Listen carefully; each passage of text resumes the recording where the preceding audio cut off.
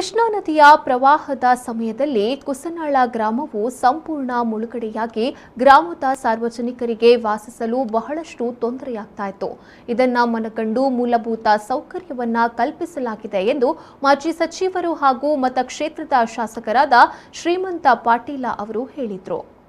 ಬೆಳಗಾವಿ ಜಿಲ್ಲೆಯ ಕಾಗವಾಡ ಮತಕ್ಷೇತ್ರದ ಕುಸನಾಳ ಗ್ರಾಮದ ಲಕ್ಷ್ಮೀವಾಡಿಯ ಹತ್ತಿರವಿರುವ ಜಮೀನಿನಲ್ಲಿ ಮೊದಲನೆಯ ಹಂತದಲ್ಲೇ ಸುಮಾರು 10 ಕೋಟಿ ರೂಪಾಯಿ ವೆಚ್ಚದಲ್ಲಿ ಗ್ರಾಮವನ್ನು ಸ್ಥಳಾಂತರಕ್ಕೆ ಮೂಲಭೂತ ಸೌಕರ್ಯವನ್ನು ಒದಗಿಸುವ ಕಾಮಗಾರಿಗೆ ಭೂಮಿ ಪೂಜೆ ನೆರವೇರಿಸಿ ಮಾಧ್ಯಮದೊಂದಿಗೆ ಮಾತನಾಡಿದರು. ನಮ್ಮ ಹಿಪ್ಪರಗಿ ಪ್ರಾಜೆಕ್ಟ್ದಲ್ಲಿ ಏನು ಸಮ್ಮರ್ಜಿ ನಮ್ಮಲ್ಲಿ 4 ಊರು ಆಗ್ತಾವೆ. ಅದರಲ್ಲಿ ಕಾತ್ರಾಳ, ಬನಗಿವಾಡ, ಕುಸನಾಳ ಮತ್ತು ಮುಳವಾಡ. ಈ ಕುಸನಾಳ ಸಲುವಾಗಿ ಇಲ್ಲಿ RC ಸೆಂಟರ್ ಮಾಡಿದರು. ಅದಕ್ಕೆ ಸುಮಾರು 83 ಎಕರೆ ಜಮೀನು ಎಕ್ವಿಷನ್ ಆಗಿದ್ದೈತಿ. ಈಗ ಸದ್ಯಕ್ಕೆ ಇಲ್ಲಿ ಒಂದು ರಿಟೇನಿಂಗ್ ವಾಲ್ ಅಂದ್ರೆ ಸ್ವಲ್ಪ ಇನ್ನೂ ನೀರು ಬರ್ತಾವೆ 2-3 ಫೂಟ್. ಅದಕ್ಕೆ 2 ಮೀಟರ್ ಆ ಕಡೆ ಪೂರ್ಣ ಒಂದು RCC ರಿಟೇನಿಂಗ್ ವಾಲ್ ಕಟ್ಟಿದ್ರೆ ಈ ಕಡೆ ನೀರೇ ಬರೋಂಗಿಲ್ಲ. ಎಷ್ಟೋ ಮಹಾಪೂರ್ ಬಂದರೂ ಕೂಡ ಬರೋಂಗಿಲ್ಲ. ಈ ರೀತಿ ಅರೇಂಜ್ಮೆಂಟ್ ಮಾಡ್ತಾರೆ.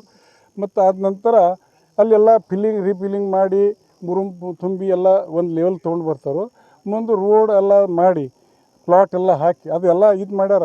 ಪ್ಲಾಟಿಂಗ್ ಅದೆಲ್ಲ ಆಗೈತೆ, ಅದು ಡಿಸೈನ್ ಅದು ಮಾಡಿ ಅದಕ್ಕೆ ರೋಡ್ ಸಹ ಮತ್ತು ಗೌರ್ಮೆಂಟ್ ಬಿಲ್ಡಿಂಗ್ ಅದೆಲ್ಲ ಮಾಡಿ ಅವ್ರಿಗೆ ಪ್ಲಾಟ್ ಹ್ಯಾಂಡ್ ಓವರ್ ಮಾಡ್ತೀವಿ.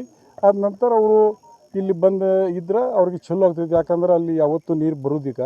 ಅದಕ್ಕೆ ಈ ರೀತಿ ನಾವು ವ್ಯವಸ್ಥೆ ಮಾಡಿದ್ವಿ. ಇದಕ್ಕೆ ಸುಮಾರು 10 ಕೋಟಿದು 10 ಕೋಟಿ ಇಲ್ಲ ಅಲ್ಲಿ ಟೋಟಲ್ ಎಷ್ಟು ಟೋಟಲ್ ಇವತ್ತು 10 ಕೋಟಿ ಇದು total ಇದಾಗೈತಿ.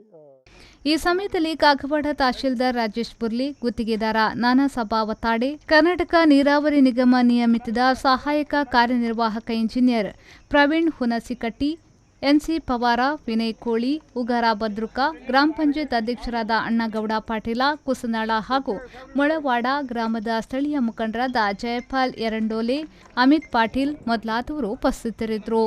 Satish Kooli, B4 news, Athani.